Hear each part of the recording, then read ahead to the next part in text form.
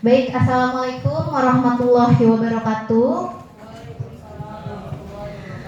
Puji syukur mari kita panjatkan kehadirat Allah Subhanahu wa taala karena pada pagi hari yang cerah ini kita semua dapat berkumpul dalam acara aksi nyata modul 1.4 mengenai budaya positif calon guru penggerak angkatan 8. Saya ucapkan terima kasih kepada Bapak Ibu yang telah meluangkan waktunya untuk mendukung dan mendengarkan penyampaian materi dari saya mengenai pemahaman serta penerapan budaya positif di sekolah.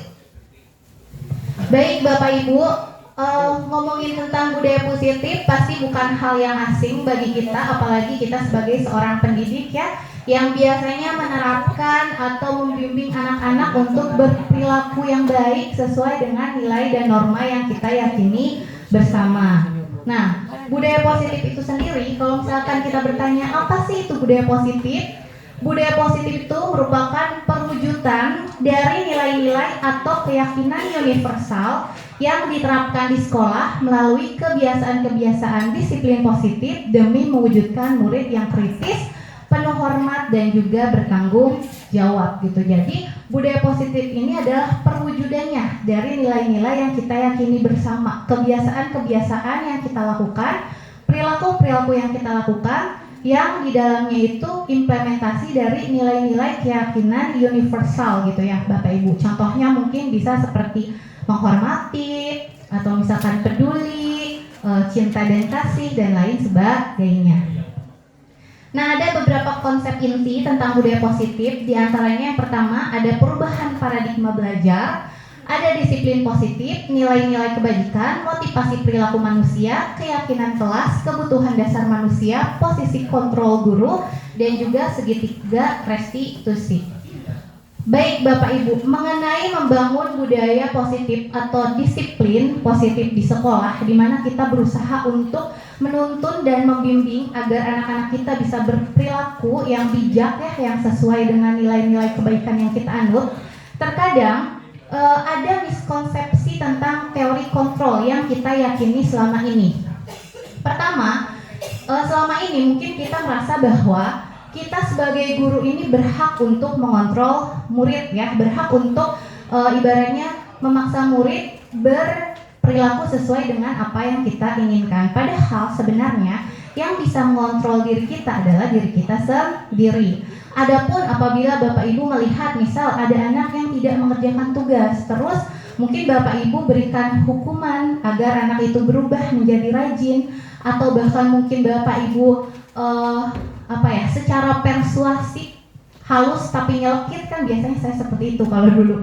Jadi ya kamu emang tega gitu sama mama papa kamu yang sudah berjuang. Nah biasanya gitu kan, membuat anak itu merasa bersalah gitu ya. Kita menganggap bahwa kita itu berhak untuk mengontrol murid, padahal yang bisa mengontrol murid adalah dirinya sendiri.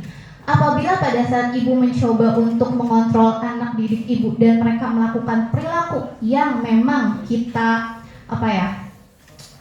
kita suruh gitu ya, itu berarti mereka itu sedang mengizinkan gitu untuk Bapak Ibu mengontrol diri mereka. Kalau misalkan tidak mengizinkan ya balik lagi, mereka tidak akan menuruti apa yang ibu bapak bilang. Makanya sering anak digegerehkan gitu ya, entah pakai lipstik pakai lipstik, udah dirazia, dipanggil orang tua dan lain sebagainya, tetap anak itu tidak berubah gitu. Karena tadi mungkin memang dia tidak mengizinkan orang lain untuk mengontrol dirinya dan tidak ada kesadaran akan dirinya untuk berperilaku sesuai dengan nilai-nilai yang diharapkan seperti itu.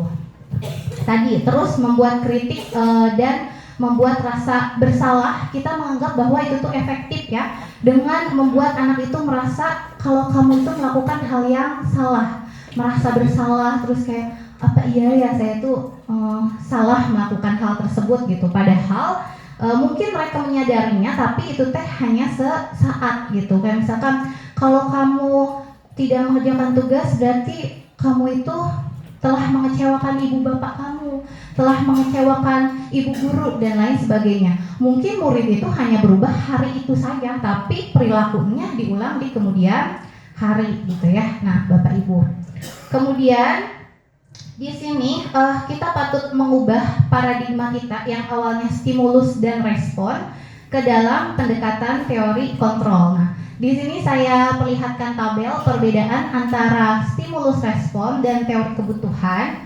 Di dalam stimulus respon, kadang kita melihat bahwa realitas atau kebutuhan kita itu sama. Realitas atau kebutuhan murid itu sama, padahal murid itu kebutuhannya berbeda-beda.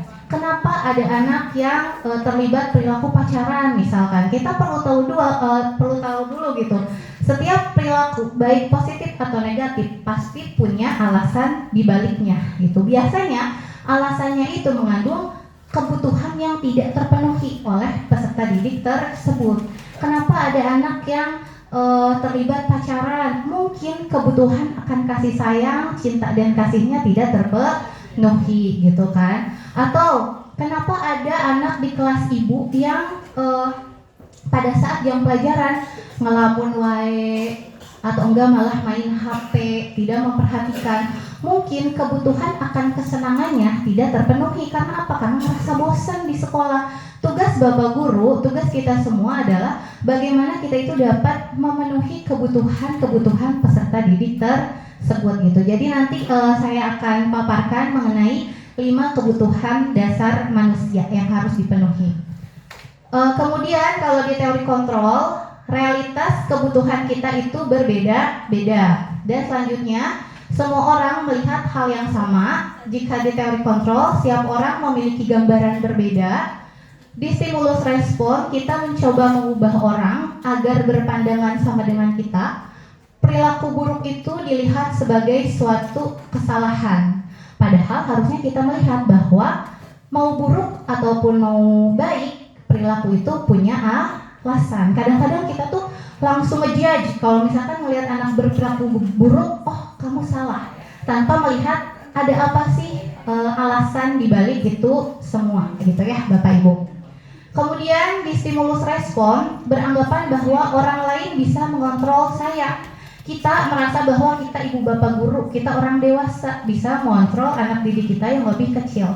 Padahal siapapun kita, mau itu anak kecil, mau itu orang dewasa, yang bisa mengontrol diri kita adalah diri kita sendiri, gitu ya Bapak Ibu. Kemudian biasanya di stimulus respon itu model berpikirnya menang kalah, sedangkan di teori kontrol model berpikirnya adalah menang-menang. Jadi tidak melihat kamu salah, yang benar seperti apa, tapi kita mencari solusi bersama-sama agar para peserta didik bisa berubah menjadi lebih baik dan menyadari kesalahannya secara sendiri, bukan karena paksaan dari kita.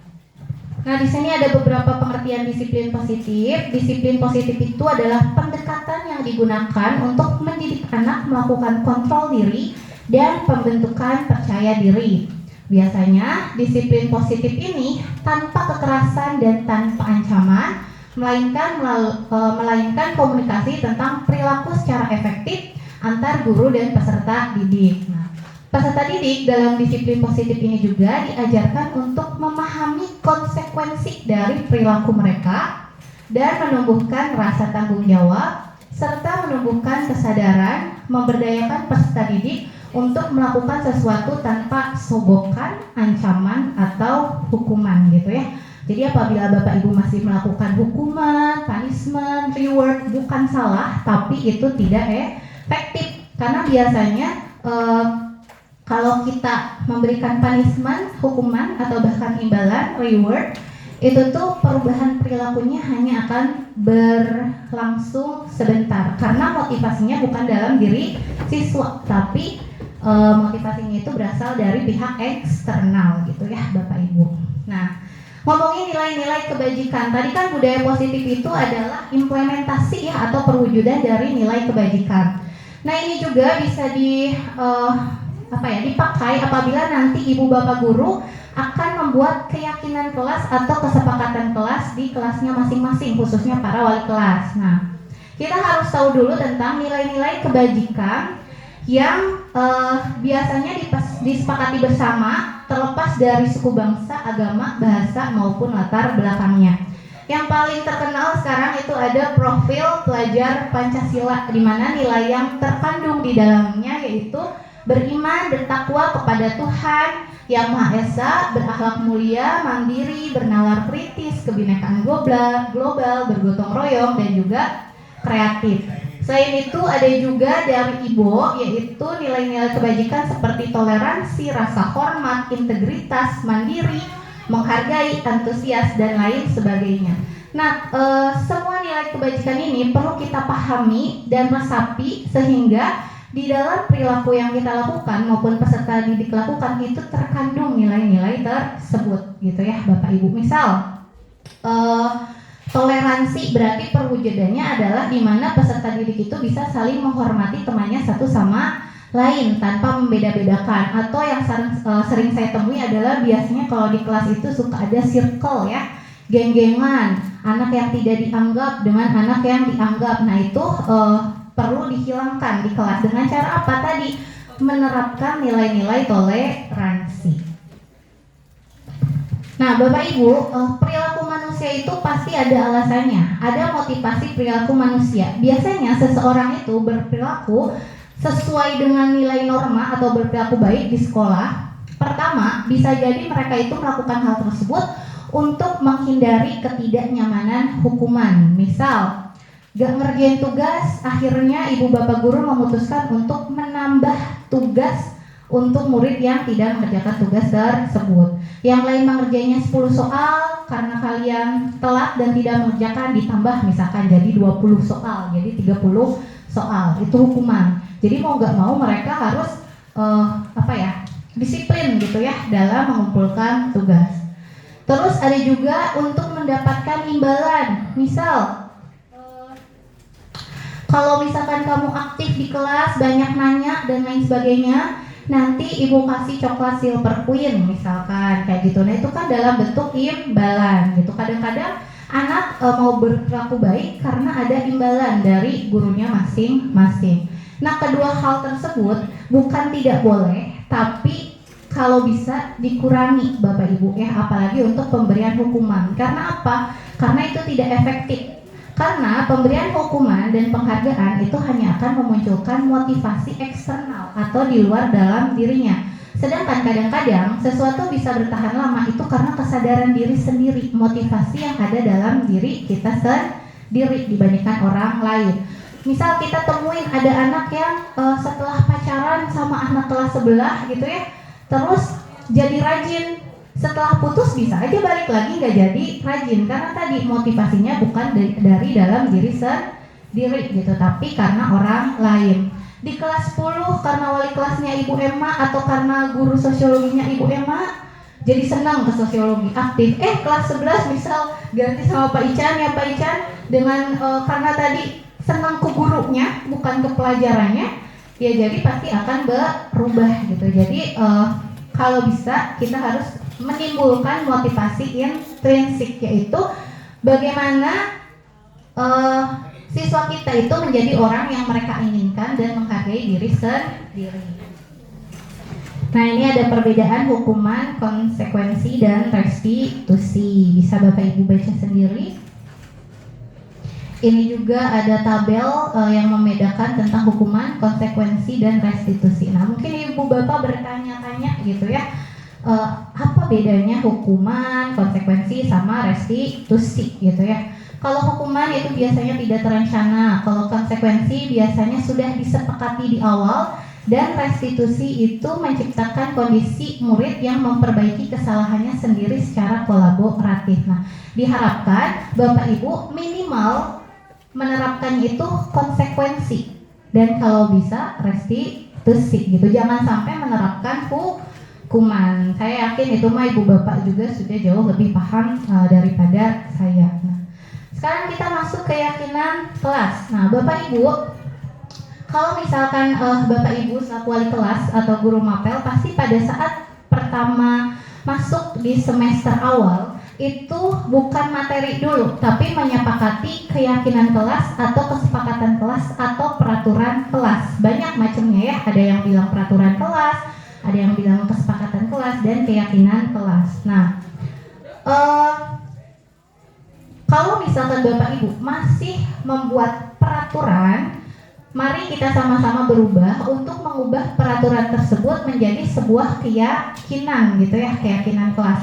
Kenapa harus jadi keyakinan? Nah, karena biasanya keyakinan itu lebih menggerakkan hati seseorang dibandingkan dengan serangkaian peraturan gitu ya. Orang akan lebih tergerak hatinya jika meyakini, bukan karena aturan. Karena ada yang bilang aturan itu biasanya untuk dilanggar. Dan kalau misalkan ibu-ibu yang punya anak kecil mungkin sering dengar kata-kata psikolog, kalau sama anak kecil itu jangan bilang tidak boleh atau jangan dan dilarang. Gak cuma anak kecil ibu bapak, anak-anak kita juga kalau misalkan dibilang jangan, pasti ada rasa tertantang untuk melakukan. Makanya peraturan kelas alangkah lebih baiknya jika dibuat menjadi keyakinan kelas gitu ya. Nah, seperti apa itu keyakinan kelas? Keyakinan kelas itu biasanya bersifat abstrak dari peraturan dan berupa pernyataan-pernyataan universal yang dibuat menjadi sebuah kalimat positif. Contoh, kalau peraturan biasanya dilarang datang terlambat gitu ya, kalimatnya itu cenderung lebih negatif, dilarang gitu. Tapi kalau misalkan keyakinan itu kita ubah menjadi kalimat yang lebih positif. Misal masuk ke kelas dengan tepat waktu, misalkan seperti itu. Atau misalkan dilarang ngobrol di kelas gitu ya, bisa diganti dengan siswa berpartisipasi aktif dan penuh pada saat pembelajaran. Nah gitu, jadi kalimat-kalimatnya itu lebih positif yang menggambarkan mengenai nilai-nilai tadi, kebajikan dan universal. Kemudian keyakinan kelas itu jangan terlalu banyak sehingga bisa diingat dan dipahami serta disesuaikan dengan kondisi sekolah. Tadi kan kalau kita lihat keyakinan atau nilai-nilai kebajikan itu banyak ya, ada toleransi dan lain sebagainya. Bapak Ibu tidak perlu menuliskan semua itu di keyakinan kelas yang nanti Bapak Ibu sepakati bersama anak-anak. Cukup pilih saja yang memang sesuai dengan kondisi kelasnya masing-masing. Nah terus dalam pembentukan keyakinan kelas ini, siswa di kelas itu harus dilibatkan. Jadi mereka yang harus menggali tentang nilai-nilai kebajikan apa yang mereka yakini. Kemudian implementasinya nanti dalam bentuk apa. Jadi hal yang pertama mungkin yang bisa Bapak Ibu lakukan adalah dengan pertama mungkin Bapak Ibu bisa berdiskusi dulu mengenai peraturan kelas. Jadi diawali dengan hal yang sudah sering murid-murid sadari gitu ya, peraturan kelas. Nanti mungkin ada kalimat dilarang A, dilarang B dan lain sebagainya. Nah, Bapak Ibu mengarahkan untuk mengubah peraturan tersebut menjadi sebuah keyakinan dari nilai-nilai kebijakan yang kita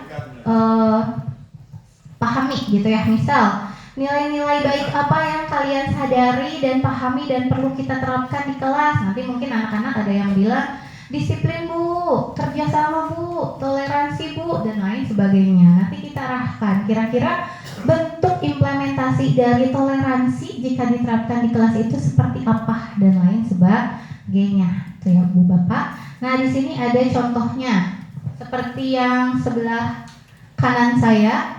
Keyakinan sekolah. Yang pertama, nilai kebajikan disiplin. Keyakinan kelasnya apa? Misal dengan datang tepat waktu, mengerjakan tugas tepat waktu, mengikuti kegiatan upacara, memakai seragam sesuai jadwal, menggunakan kata-kata yang sopan. Terus nilai religius. Perwujudannya apa? Misal mengucapkan salam atau 5S, atau misalkan membaca juz amma atau berdoa kalau kita mah ya di awal pembelajaran, dan lain sebagainya gitu ya. Terus peduli lingkungan, ini salah satu visi kita yang terbaru ya, yaitu pasti dan berbudaya lingkungan. Nah nilai yang kita yakini budaya lingkungan, berarti perwujudannya apa? Misal selalu melakukan piket kelas, mengikuti kegiatan kebersihan, membuang sampah pada tempatnya dan lain sebagainya gitu. Jadi di dalam keyakinan kelas atau kesepakatan kelas itu tidak ada kalimat yang berisi negatif atau peraturan. Semuanya harus kalimat-kalimat yang positif yang pasti didasarkan dari nilai-nilai kebajikan yang kita yakini bersama gitu ya Bapak. Nah ini 5 kebutuhan dasar manusia. Mohon maaf kalau agak lama, ternyata banyak juga ya Bapak Ibu. Nah di sini ada 5 kebutuhan dasar manusia. Tadi saya bilang setiap perilaku itu pasti punya tujuan. Apabila seseorang melakukan suatu tindakan yang negatif atau melanggar norma, berarti ada kebutuhan yang tidak terpenuhi.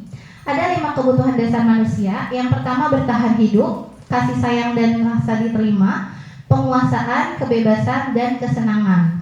Bertahan hidup seperti makan, pakaian, kalau kasih sayang, rasa diterima, dipedulikan, penguasaan seperti harga diri, ya, prestasi diakui, kebebasan, mandiri, kemudian kesenangan, bermain, humor dan lain sebagainya. Nah, apabila seorang anak melakukan pelanggaran, kita harus tahu alasannya. Pada saat kita mengetahui alasannya, kita akan tahu, oh ada satu kebutuhan yang tidak terpenuhi sehingga anak tersebut melakukan hal tersebut gitu ya. Misal suka ada anak kan di kelas tuh yang ribut aja pada saat kita mengajar. Mungkin ternyata alasannya karena dia merasa bosan atau tidak bebas, sehingga kebutuhan yang perlu kita penuhi adalah kebebasan gitu ya Bapak Ibu.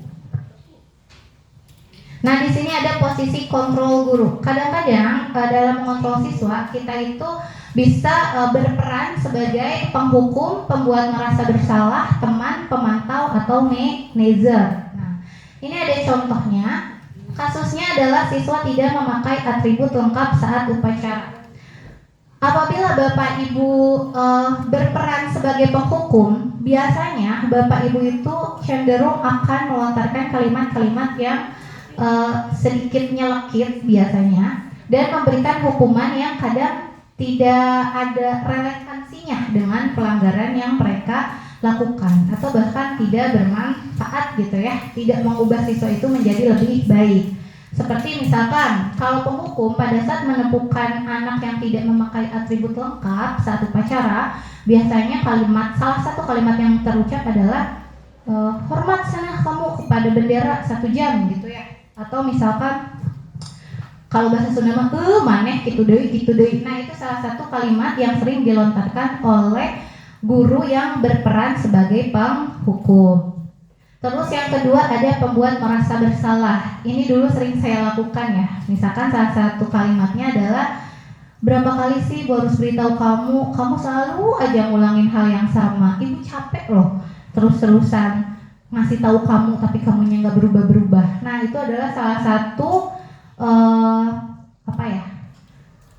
salah satu contoh pada saat ibu bapak melakukan posisi kontrol yang berperan sebagai pembuat merasa bersalah. Jadi bapak ibu itu lebih menekankan anak itu merasa bersalah gitu, tuh ya. Nah kemudian ada yang teman. Nah ini lebih santai biasanya. Guru-guru yang menerapkan posisi kontrol teman ini lebih santai dalam menanggapi anak-anak yang melakukan pelanggaran. Kayak misalkan, maneh gitu deh nya gesah sok juk kaditu tong gitu deh nya. Nah gitu. Jadi lebih santai seperti teman gitu ya. Ya udah nggak apa-apa, sok sana ibu maafin tah kayak gitu. Pokoknya sesantai mungkin. Dan sebenarnya posisi teman ini bisa positif bisa negatif ya. Positifnya kadang anak itu kalau menganggap kita teman jadi lebih mudah gitu untuk mengikuti kata-kata kita. Tapi kadang-kadang saking ngerasa seperti temannya, dia tidak bisa membedakan perilaku mana yang harus dan tidak boleh diterapkan pada saat mereka berkomunikasi atau berinteraksi dengan kita gitu. Nah terus yang ketiga pemantau. Kalau ini lebih ke mengingatkan siswa akan konsekuensi apabila kamu melakukan pelanggaran tersebut. Seperti misal, kamu sudah melanggar peraturan sekolah, kamu tahu kan konsekuensinya. Nah si anaknya diingetin, kamu tahu kan kalau misalkan gak ngerjain tugas ibu di awal, ibu sudah bilang konsekuensinya apa, berarti nilai kamu gak masuk misalkan ya, berarti nanti nilai kamu gak keluar. Nah itu salah satu contoh guru yang berperan sebagai pemantau. Nah yang terakhir ini sebagai manajer. Biasanya kalimat yang terucap dari seorang manajer adalah, apakah kamu tahu kesalahan kamu? Kira-kira bagaimana kamu memperbaiki kesalahan kamu gitu.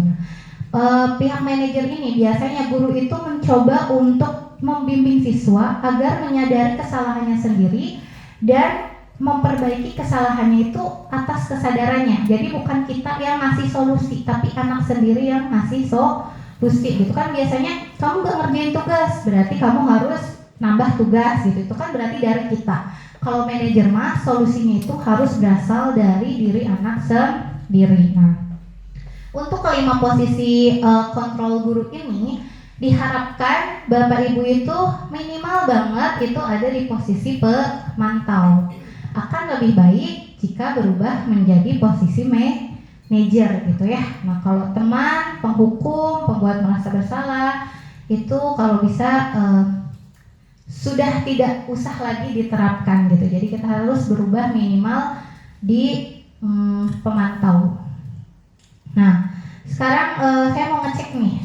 Tadi kan kita sudah membahas 5 posisi kontrol ya Bapak Ibu.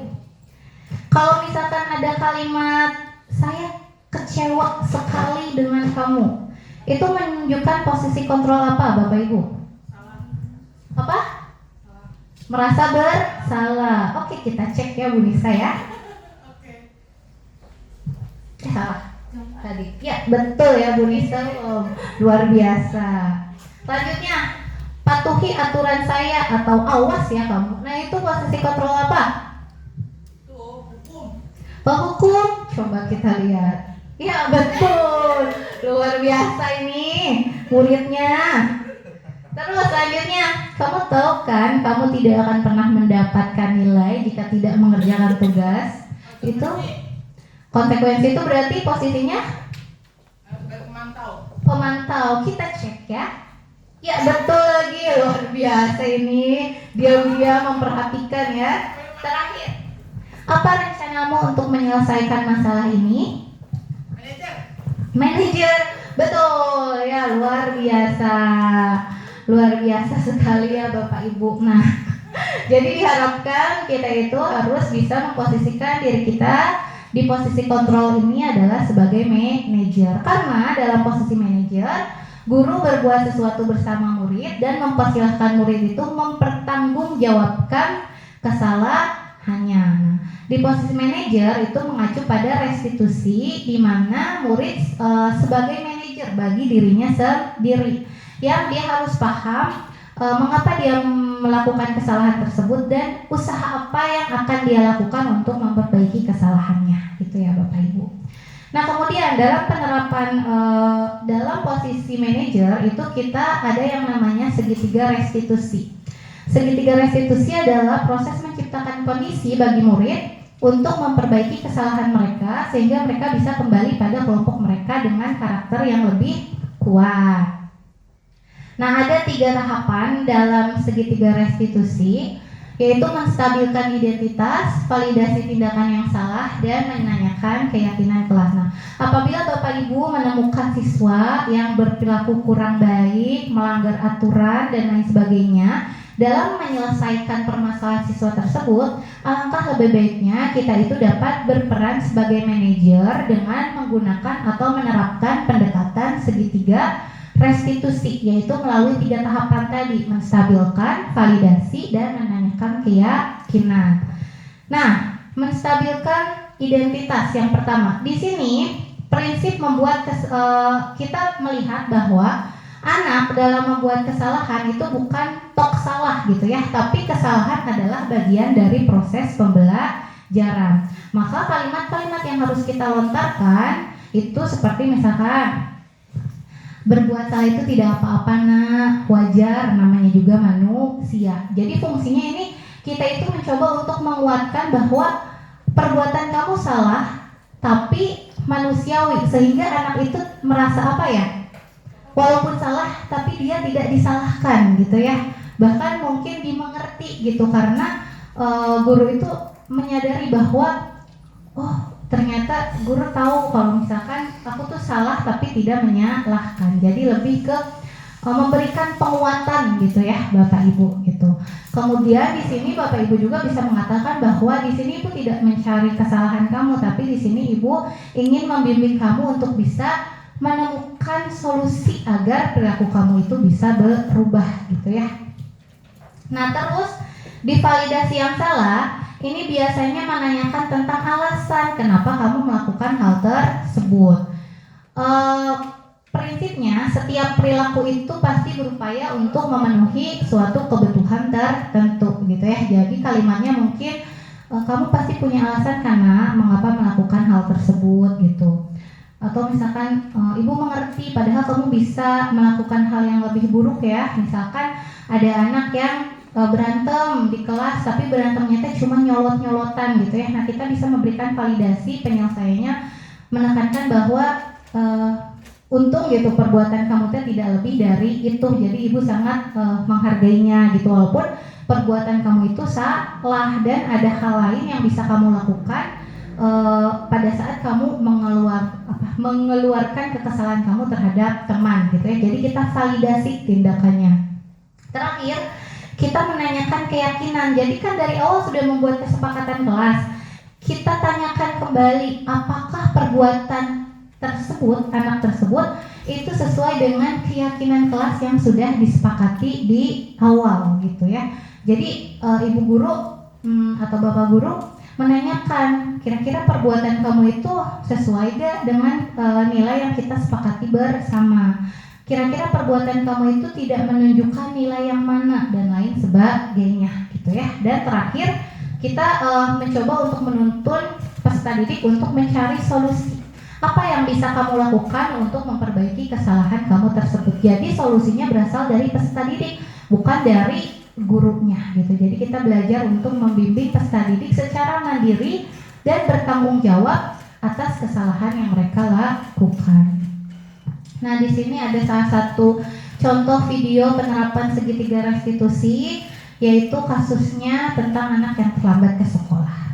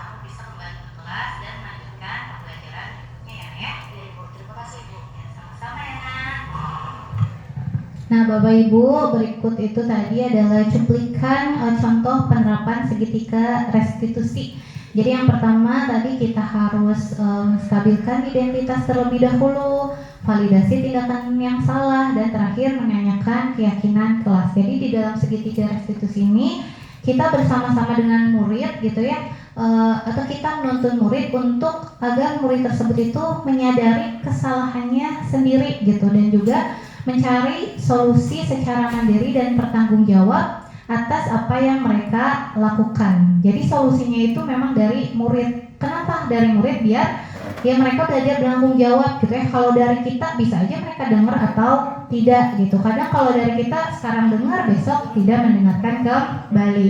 Nah, saya harap saya sendiri atau mungkin Bapak Ibu sudah pernah, mungkin ya saya yakin Bapak Ibu juga sudah pernah melakukan atau menerapkan segitiga restitusi ini di kelasnya masing-masing dalam menghadapi siswa. Mudah-mudahan juga kedepannya kita bisa lebih baik lagi dalam mewujudkan budaya positif di sekolah, sehingga anak-anak kita bisa menjadi manusia yang unggul, bijaksana, mandiri, dan penuh rasa tanggung jawab. Baik Bapak Ibu, sudah sampai di penghujung diskusi kita hari ini ya. Jadi penerapan program disiplin positif itu hendaknya guru memiliki standar kepribadian, profesional, dan sosial yang baik, di mana guru mampu merefleksikan dirinya sebagai among atau manajer yang menuntun murid-muridnya menjadi insan yang mandiri, merdeka, dan juga bertanggung jawab sesuai dengan standar nasional pendidikan. Baik Bapak Ibu, mungkin sekian sesi diskusi dan juga berbagi dari saya mengenai budaya positif di sekolah. Semoga bisa memberikan manfaat untuk Bapak Ibu semua, khususnya saya. Terima kasih, salam bahagia, wassalamualaikum warahmatullahi wabarakatuh.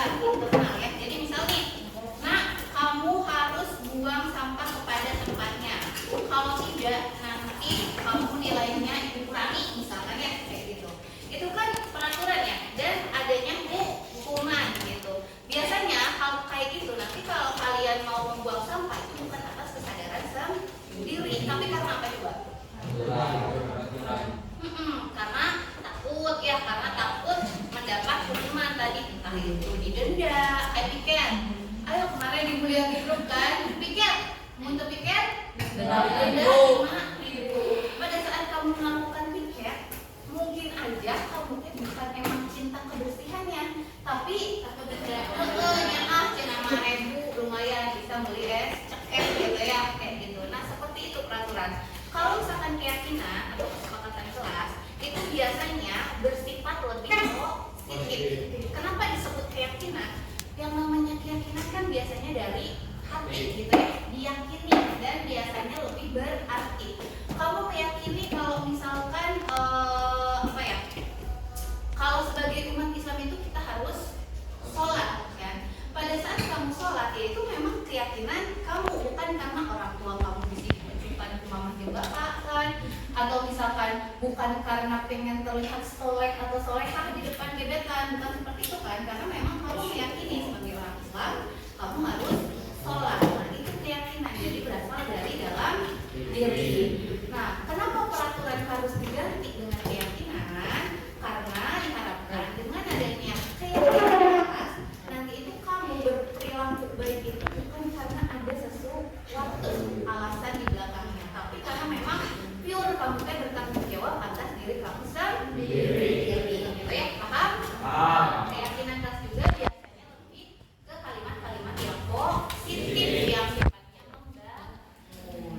Dan kesepakatan kelas atau keyakinan kelas itu bukan dibuat oleh guru gitu. Biasanya kan kalau peraturan pesannya tuh peraturan kelas, oh berarti peraturan dari guru untuk murid ya, atau peraturan di mapel sosiologi kamu harus A, B, C, berarti itu peraturan itu yang harus dilaksanakan oleh kalian. Nah, kalau di kesepakatan atau keyakinan kelas yang membuat aturan lah ya ibaratnya atau kesepakatan itu diri kalian sendiri. Kita berkolaborasi kemudian nanti disepakati gitu, musyawarah dan mufakat.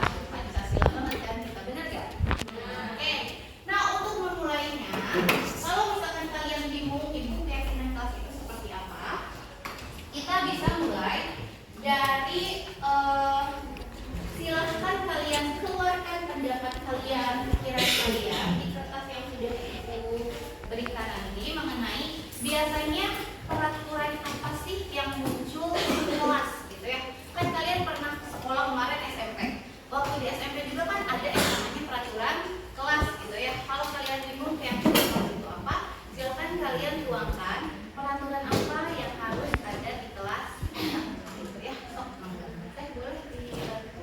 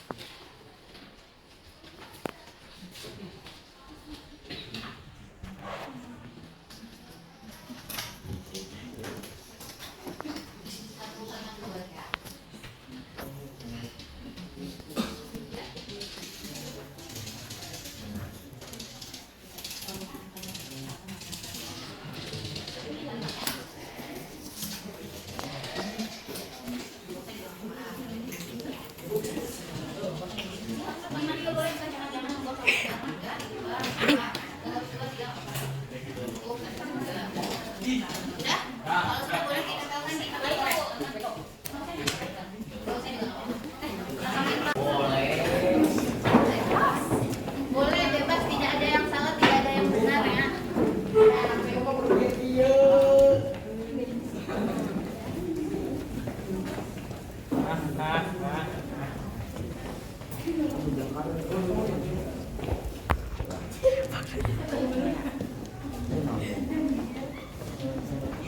Jangan sholat,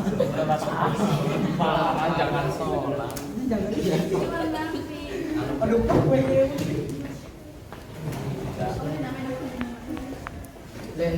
tidak boleh buang sampah. Di alam dibaca buang sampah.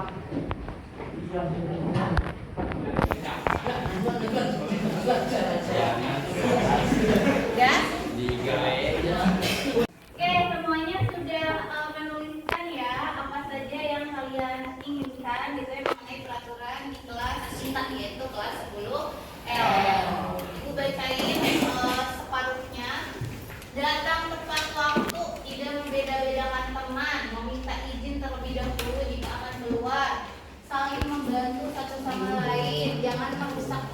rapi. Nah ini benar ya. Kadang-kadang kalian tuh datang pada apa ya rapi, tiba-tiba di tengah semester ya bangku patah lah, ya sapu leungit lah, jadi buntung dan lain sebagainya gitu ya. Jangan coret-coret meja atau tembok, benar. Menghormati, tidak bercanda saat menjelaskan materi, betul ya. Memakai ciput, jangan membuang sampah. Pakai ciput ya. Oke, senang. Gotong royong, apa nih bekerja sama dalam kelompok, betul ya. Harus bekerja sama, membantu teman jika terpisahkan, bukan malah kita kuatin. Kalau misalkan ada yang jatuh, jangan diketawain ya, tapi oke.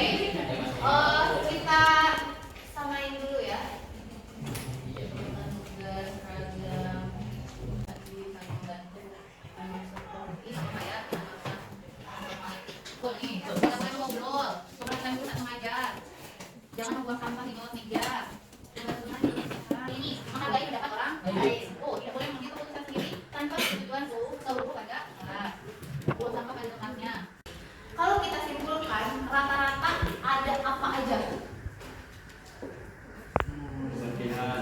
Peraturannya deh, kalimatnya tadi. Ya, tidak membuang sampah. Terus apa? Kalimatnya menghargai saat guru menerangkan, itu saling membantu, tiket dan lain sebagainya. Oke. Nah, kalimat-kalimat seperti dilarang membuang sampah, itu yang kita tuliskan dulu deh beberapa yang bisa kita simpulkan, seperti dilarang membuang sampah. Agak dapat ya? Dilarang membuang sampah. Terus tadi teh dilarang berisik dengan heboh, gitu ya.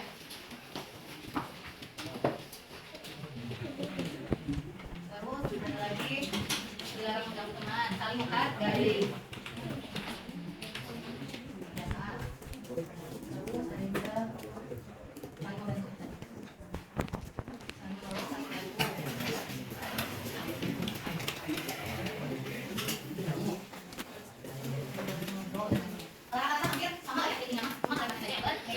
Kita lihat dilarang membuat sampah, itu jelas peraturan. Kita ubah peraturan tersebut menjadi keyakinan. Ubahlah kalimat tersebut menjadi kalimat yang lebih positif. Jadi apa? Membuang sampah pada tempatnya. Dilarang berisik dan bermain handphone pada saat pembelajaran berlangsung. Itu kalimat positif bukan? Positif? Bukan, karena ada kalimat dilarang. Biasanya kalau misalkan ada larangan, semakin dilarang maka kalimat itu akan semakin melarang. Kan ada yang bilang peraturan itu ada untuk dilanggar dan tidak peraturan. Jadi apa? Misalkan tidak sama dilarang, sama negatif kan? Dilarang berisik dan bermain handphone. Jangan dilarang. Harus apa? Harus berisik. Gimana kalimatnya? Memperhatikan saat guru menerangkan, atau misalkan kan tidak boleh berisik, tidak boleh bermain handphone, tidak boleh mengganggu teman. Itu berarti kalian tuh pada saat di kelas harus fokus kan, benar nggak sih? Kalimatnya bisa diganti, misalkan terlibat secara aktif dan fokus selama pembelajaran berlangsung. Artinya fokus, tidak mengganggu, tidak berisik, tidak main handphone. Aktif artinya kalian tuh cicing baik pas pembelajaran. Fokus itu kan bukan berarti kamu tuh harus diam kan? Harus aktif, tapi aktifnya seperti apa? Bukan berarti berisik atau main handphone, tapi misalkan bertanya, menjawab, mengeluarkan pendapat dan lain sebagainya. Nah itu bisa diganti menjadi terlibat aktif dan juga fokus pada saat jam pelajaran berlangsung. Itu bisa ya, tulis. Terus saling menghargai pendapat itu sudah keyakinan atau masih pura-pura? Keyakinan. Saling menolong dan saling membantu keyakinan, ya, keyakinan. Oke, ini sudah menjadi kalimat keyakinan kelas ya. Tadi ini dilarang membuang sampah menjadi membuang sampah pada tempatnya.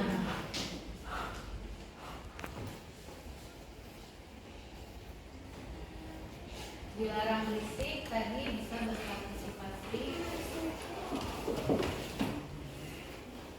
Itu ya, fokus bisa aktif saat belajar. Saling menghargai pendapat, saling menolong dan saling membantu. Nah, dari kalimat keyakinan kelas tersebut pasti mengandung yang namanya nilai kebaikan. Kalian harus membuang sampah pada tempatnya. Berarti itu mengandung kebersihan. Kalau misalkan berpartisipasi penuh atau aktif saat pembelajaran, itu berarti menggambarkan nilai apa? Pada saat kalian bisa berpartisipasi aktif di pembelajaran, bisa mendengarkan pendapat orang lain, bisa menghargai guru di kelas, tidak main handphone, berarti nilai apa yang kalian wujudkan? Nah itu banyak ya, disiplin, menghormati, menghargai, cinta kasih, peduli, religius, dan lain sebagainya. Nilai apa? Kalau misalkan nih pas di kelas kalian itu terlibat aktif, menghargai guru, mendengarkan apa kata guru, mendengarkan apa kata teman, berarti nilai apa? Nilai menghargai atau menghormati. Nah betul ya, seperti itu. Oke, ada 1, 2, 3, 4 saling menghargai pendapat, saling menolong, saling membantu, dilarang berisik, bukan berpartisipasi penuh atau aktif saat pembelajaran, membuang sampah pada tempatnya. Ada lagi nggak keyakinan kelas yang kita yakini bersama dan nanti akan kita terapkan ke depannya? Selain satu, boleh ditulis keyakinan kelas tuh yang di orange yang tadi itu. Yakni saya. Keyakinan kelas 10L. Tentu di rumah kamu tulis aja nanti dari teman-teman. Katakan saja coba bercoba ya tutup aja. Mau? Ayo tugas pertama. Keyakinan kelas. Tulis pertama.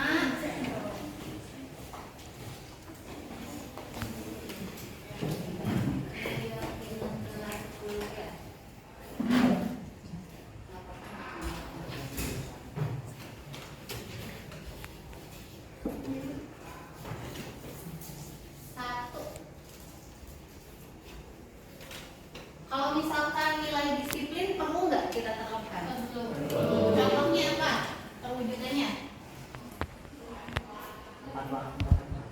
Datang tepat waktu. Boleh tulis deh. Datang tepat waktu. Terus selain itu disiplin itu apa lagi? Pakaian rapi.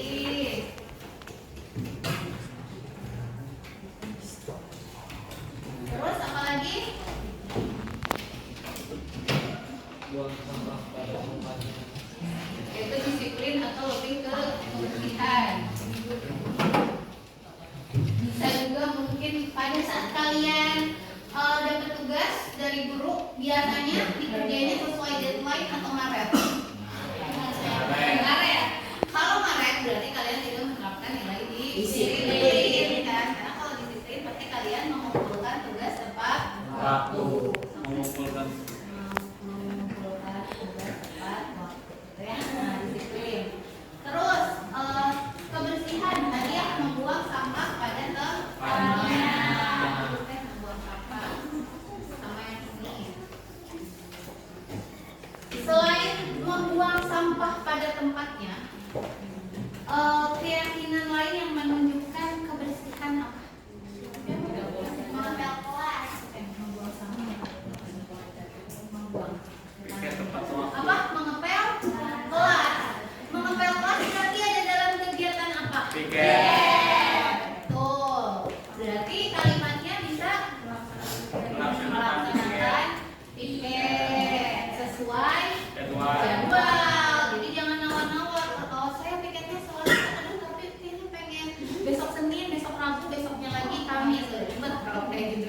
takutnya yang nanti tidak sampai berpartisipasi tadi apa? Melaksanakan piket sesuai dengan jadwal. Itu kebersihan. Terus tadi saling menghormati ya, berpartisipasi penuh atau aktif saat pembelajaran. Selanjutnya itu ya. Selain berpartisipasi penuh, yang menunjukkan kalian itu menghargai atau menghormati apa?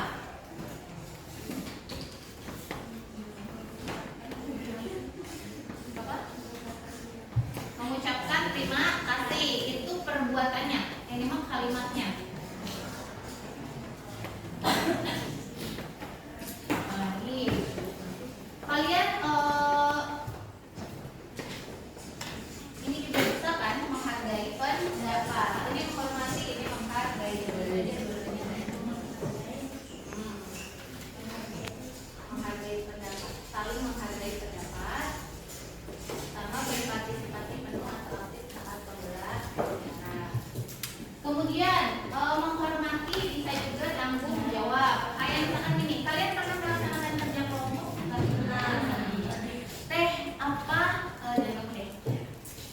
Apa hal menyebalkan yang kamu rasakan pada saat kerja kelompok? Utarakan. Pernah kan kerja kelompok? Nah, ibu pengen tahu pengalaman kamu pada saat kerja kelompok bikin ngeselin itu apa? Bukan apa? Tidak bekerja, cuma untuk bekerja. Nah, sekarang kita tanya ke cowoknya, hal menyebalkan apa yang kamu rasakan pada saat kerja kelompok? Yang betul. Berarti menurut kamu pada saat kerja kelompok menyenangkan? Kenapa?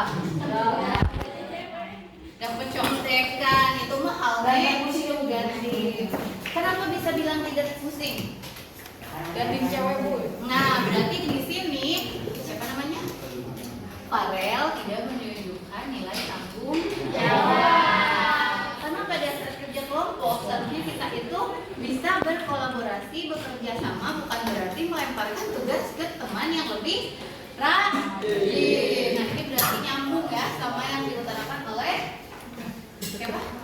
Amanda, katanya ayah butuh kerja. Berarti ini sosok yang tidak bekerja. Gak apa-apa, wajar ya, wajar kalau misalkan kita merasa malas, kita merasa rajin dan lain sebagainya. Itu manusiawi. Jadi mungkin kadang-kadang sok merasa rajin. Cuma mulai sekarang, mari kita sama-sama menerapkan rasa tanggung jawab dalam diri kita masing-masing. Bertanggung jawab atas pekerjaan kita itu kan masuk juga ke dalam menghargai diri kita ya. Kalau misalnya kita tanggung jawab berarti kita merasa kalau kita mampu kan. Kalau misalnya nggak keren berarti kamu tidak mampu. Paham? Religius, nah perwujudan dari nilai religius kira-kira apa?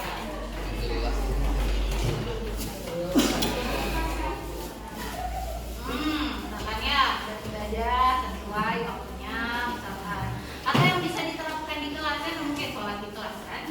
Sholat itu kan ada waktunya. Salah satu penerapan nilai religius yang bisa kita terapkan di kelas. Nah, cakep, membaca doa sebelum dan sesudah beribadah. Itu satu. Terus apa lagi?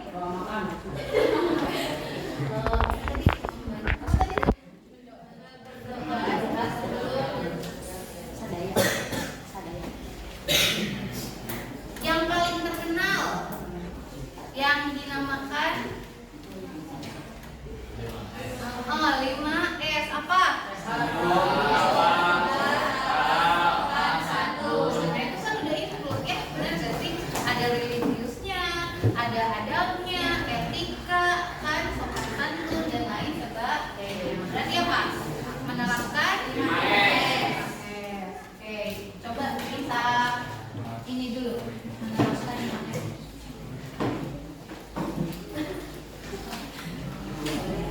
Oke, cukup 9 dulu ya. Nah, kita lihat nih keyakinan kelas 10L yang sudah kita bahas bersama.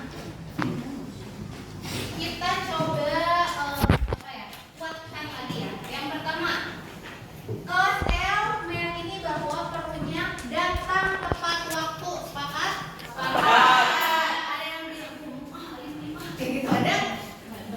Sepakat semuanya? Seluruh siswa kelas 10L harus berpakaian rapi. Insyaallah. Sepakat? Berdiri semuanya. Berdiri semuanya. Hadap-hadapan dengan temannya, presentasi. Coba dicek temennya, udah rapi belum? Kalau belum, bagian mana yang harus diperbaiki? Coba lihat, lengkap tidak, rapi tidak? Siap, rapi? So, oke, mana tuh? Rapi-rapiin. Yang nggak bawa dasi, ada? Yang udah punya dipakai, yang belum beli mah nggak apa-apa ya. Coba kita lihat kancing. Cowok-cowok kadang-kadang kancing nanti kok didorong, kancingnya rapi kan? Tahu juga didorong nak ya. Kan kita bukan lagi panggung. Udah rapi, udah dinilai teman-teman satu sama lainnya. Oke, bagus, duduk lagi. Kalau udah alhamdulillah rapi ya rata-rata. Selanjutnya siswa kelas 10L berkeyakinan jika mengumpulkan tugas itu harus tepat waktu. Sepakat? Insya Allah dan harus berusaha ya. Berusaha sedikit. Kalau biasanya pas SMP telatnya seminggu, yang nama jadi 5 hari. Terus kelas 10L berkeyakinan untuk membuang sampah pada tempatnya. Ada siapa di kelasnya? Kalian itu misalkan ya kebersihan kelas kan tanggung jawab bersama.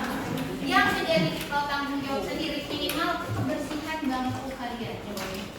Lihat bangku kalian, pinggirna, bawahna, kolongna, ada sampah ayo. Tuh, eta buka saha? Nanti dibuang ya. Itu bukan bekas kamu, bekas kelas sebelumnya. Jangan banyak banget. Ya nanti kalau kita bekas kapan di pas mau pulang setiap orang cek kolongna ya, kolong bangkuna atau mun henteu dibuang kayak gitu ya. Mun misalkan geuleuh kan bisa pakai sapu disorok gitu ya. Ini kan orang tua yang gak bisa megang sapu pakai tangan. Banyak cara untuk melakukan kebersihan. Terus melaksanakan piket sesuai jadwal. Kemarin udah sesuai visual. Ada yang tidak hadir? Yes. Bagus ya. Biar 5.000 jangan-jangan. Selanjutnya saling menghargai pendapat. Kalian saling menghargai pendapat? Nah, bisa dengan gini. Jika ada orang yang berbicara, kalian turunkan nada bicara kalian.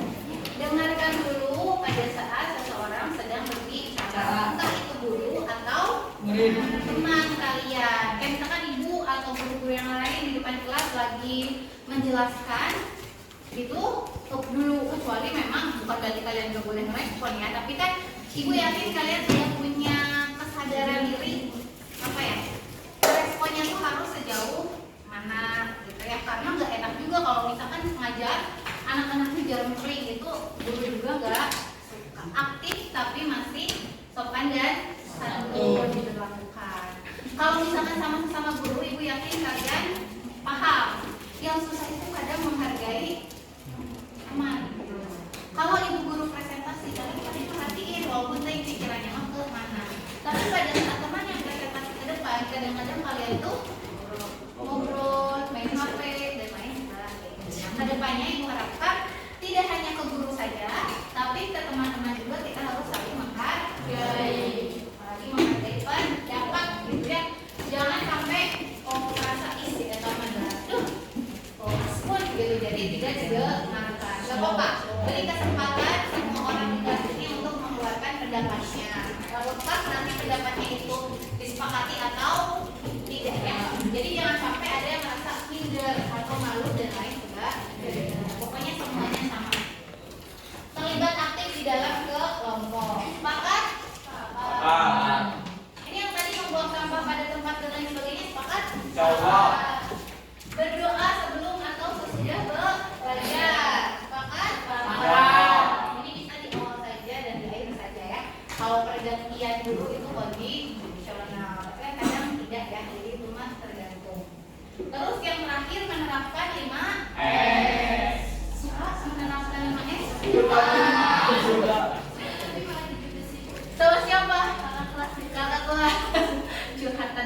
biasa gitu. Nggak apa-apa. Kalau misalkan malah dijudesin, nggak usah berkecil, santai.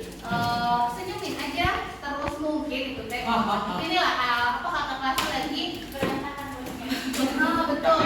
Moodnya lagi berantakan, lagi gak mood atau meren nggak lihat gitu. Kadang-kadang kan kita tuh senyum nggak balas bukan karena kita jutek, tapi dari yang kayak ibu nih. Kalau ibu nggak pakai kacamata, radius berapa meter aja itu kalian tuh jadi buram gitu kan. Jadi buram. Jadi yang misalkan senyum dari jauh bisa aja nggak kelihatan. Dan apalagi kan anak-anak seumuran kalian kadang padahal bagus minus tapi mau pakai kacamata ngaku ragu. Ya kan? Benar tuh? Iya lah, benar kan? Udah tahu minus tapi tidak mau pakai kacamata. Ya, buram kan? Ya, biasanya juga bisa berinteraksi dengan baik. Tapi Bu ngerti kan emang seenak pakai kacamata. Betul begitu? Betul. Tim kacamata? Benar. Ke rumah kadang mau misalkan kayak ibu kacamata udah lama seperti kan mau ya. Oke, nah ini keyakinan kelas 10 L. Disepakati? Insya Allah. Ada tambahan? Tidak. Oke. Kalau misalkan disepakati, ibu ingin perwakilan kayak sekarang apa nih? Yang apa tuh? Tanda tangannya? Proklamasi gitu kan atas nama bangsa Indonesia. Tapi kan nggak mungkin sayembara juta bangsa Indonesia tanda tangan. Jadi untuk mewakilinya sekarang ibu ingin wakil KM dan juga KM menandatangani keyakinan kelas kita. Atas nama siswa 10.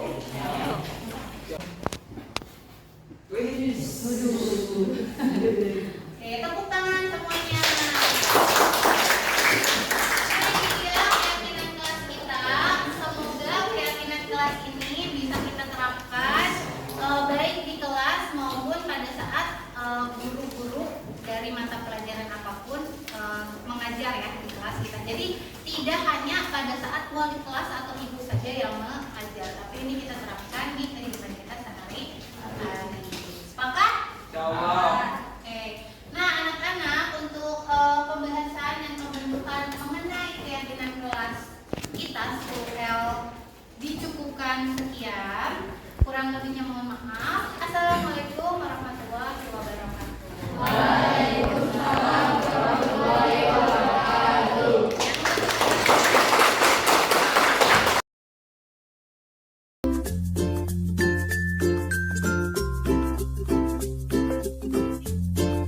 Assalamualaikum warahmatullahi wabarakatuh. Perkenalkan, nama saya Naufal Abis Musyafa. Saya dari kelas 10L. Saya sangat senang dapat membuat kesepakatan keyakinan kelas dengan Ibu Emma. Menurut saya, membuat keyakinan kelas sangat penting karena dapat mengajarkan saya menjadi siswa yang mandiri dan bertanggung jawab. Assalamualaikum warahmatullahi wabarakatuh. Perkenalkan, saya Zahra Elvira Nurani dari kelas 10L. Saya sangat senang dapat membuat kesepakatan atau keyakinan kelas dengan Ibu Emma. Menurut saya, membuat keyakinan kelas sangat penting karena dapat mengajarkan saya menjadi siswa yang mandiri dan bertanggung jawab. Sekian, terima kasih. Wassalamualaikum warahmatullahi wabarakatuh.